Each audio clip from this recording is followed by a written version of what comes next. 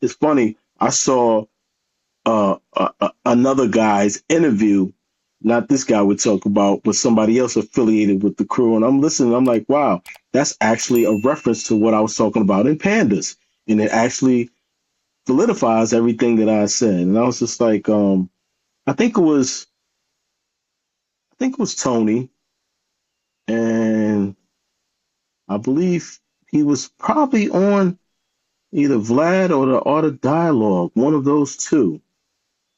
And he's telling a pun story. And the kid he was talking about in the story was the same kid that I was telling you about that Pun had living with him and had taken us to Pretty sure it was Vlad. I don't think Art of Dialogue has interviewed him. Okay, so we went to the motor shop and he bought the four-wheeler for the that was his four-wheeler to have the ATV, but it actually ended up on the album cover. So that same kid he was talking about in his story. So I'm like, yeah, you see, this is how the lines of truth always intersect. Mm-hmm. Whereas in the lines of lies, they always go the other way. There's never any intercept because you're just making shit up as you go along to make it sound good and cinematic for the people that you're around. And they don't know any different because there's nobody to defend what you're saying. A lot of these people aren't here anymore. They don't have the platform to speak about the truth. So you can say whatever the hell you want to say, and you're not worried about the ramifications of what you're saying because there's no one to check you. I'm here. That's what I'm here for. I'm here to let people know that's bullshit. That didn't happen. This is the truth. And stop lying. There's no reason to lie. Mm. You're already in a position. So what do you need to lie for? You know? Right. I don't know, man. I think it's a character flaw. So speaking of Tony, on our last interview, you touched briefly on Cuban and Tony. But after the interview, you said you wish you had spoke more on that situation. You know, because there's a couple things that I thought about after the fact, and I'm like, I'm not here to hurt anyone. I don't want to, you know, say anything bad to destroy anyone's character. But I was there when the whole dick slap happened. I wasn't there for that. I just heard allegedly, that. I'm sorry. Okay. Yeah, allegedly, I heard that. I don't know what happened there. But I do recall moments where Cuban had a chance to put hands on him and wanted to, and we stopped that from happening. And Cuban had every right to. And then I see how he talks about like how he was, you know, down with Joe and he met Pun later, and that was like an affiliation that wasn't his foundational affiliation. That's all lies, man. He was part of what was called the foundation.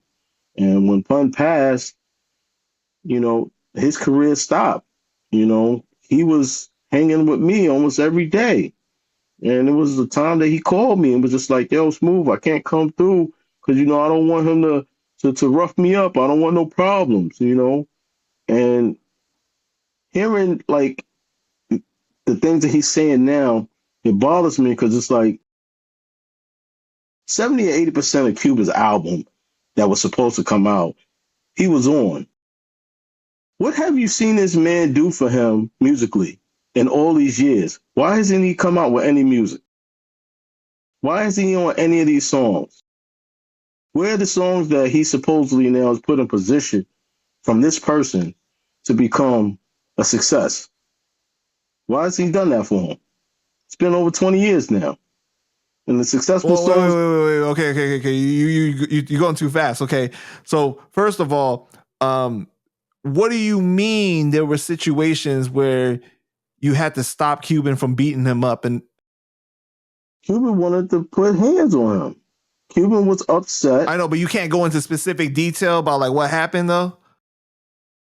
Cuban just felt disrespected because he was trying to choose that side. And this is at the time when the 24 Karat album Gold had already got solidified. It wasn't coming out. He was dropped. The cutting had happened. Yada, yada, yada. Gotcha. All these things had happened.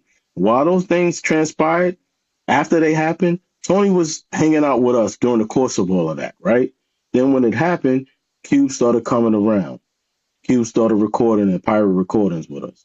Cuban was there. Tony was there as well. But at this time, when he started seeing that he was riding with the other side, he wasn't with that. So Q was ready to put the beats on him. So he went and approached him and actually had him in the chokehold and the whole nine. They had to be stopped by the crew, our crew. And at that point, Tony didn't feel comfortable coming around anymore. So he called me and said to me, yo, I want to come by. I want to come through.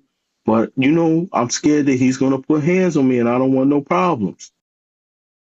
So those are some of the things that I wanted to say, but I didn't say. The only reason why I feel comfortable saying that because I'm looking at the whole way that he played this out. And again, this man gave you all the love. He put you in position to be successful. Took a knife for you. Like all on top of taking a knife, his album was your album. He used to say that to me. He used to say, like, yo, his album, I wanted it to come out because that was me coming out. That was like my album. If that album would have dropped, I would have been dropping. Then that's when 100% came out. He was on top of the world. Pun was already passed away. So that would have been a segue for him to continue on for the next 2 or 3 years, but it didn't come out 24K, right? So now, but what's interesting though is that I heard Tony tell a story recently where he was saying that him and Pun had a conversation saying that, yo, twin, we gonna use my album as a way to like uplift you and put you on and stuff like that. But it really seemed like that was a story about Cuban. Then Cuban was trying to do that for him. They both were doing it for him, to be honest. Because if you listen to that last album, he's on a lot of tracks. He's I'm Laughing at You, 100%. He's on a lot of these songs that he's the person that would have been on tour with him performing this. And then Cuban would have came out with his album. He would have continued performing. It would have been a segue for him to come out with his own album. So again, he started doing things with Sony after that. He had a couple of things that he had bubbling, didn't pan out. Wait. Before we get into that, okay? So when you saw Cuban having him in the chokehold, what is your immediate reaction? These are brothers that I don't want to see that happen with. But at the same time, you're like, you don't know what's going on. Why is this? What, like, the intensity, you understand later. At the moment, because they had so much that they grew up with. Again, I'm learning this as I go along with them of their history at that time. You know what I'm saying? I didn't know about him getting stabbed for him and all that at that time. I knew he got stabbed, but I didn't know the whole story of what happened. So then you start seeing like, oh, this is where the emotion's stemming from.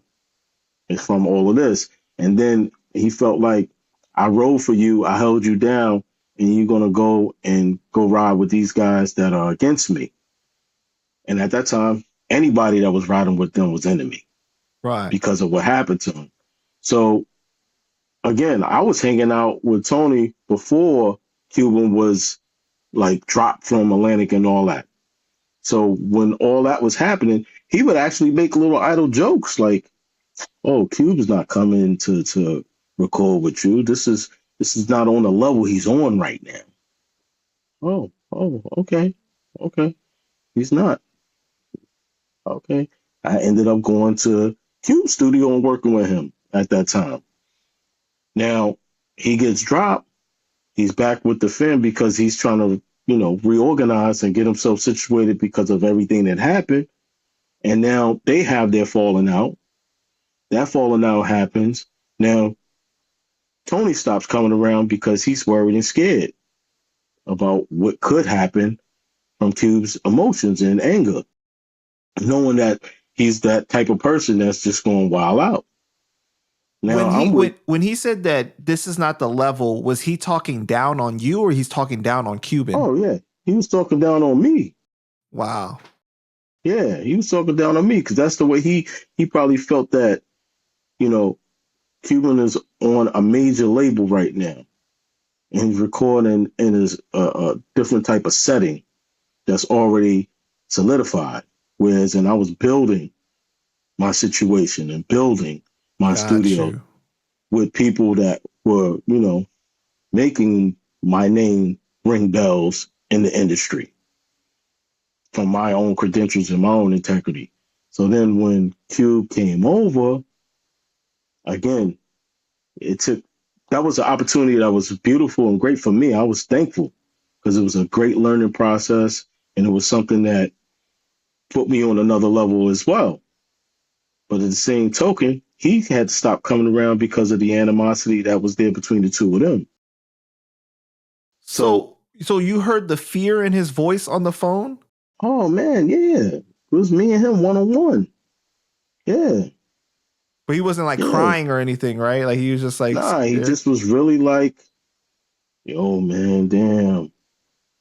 One of those. Like, I don't want no problems. I don't want no problems. Like, but I miss you guys. I want to be around because he was hanging out with us a lot, making a lot of different music. So I'm a producer and an engineer, so I'm producing tracks. I got different MCs come. Let's say, for instance, I had a song with him and Don P. Don Pacino used to come through on a regular. I put them together on the song. Just having fun. I had him on another song with Opera Steve. We were just doing different things, playing around just to get something going. And that stopped. He couldn't come around anymore. He stopped coming around. And I'm dealing with Cuban on an everyday basis for like 2.5 years after that. And that's where that went.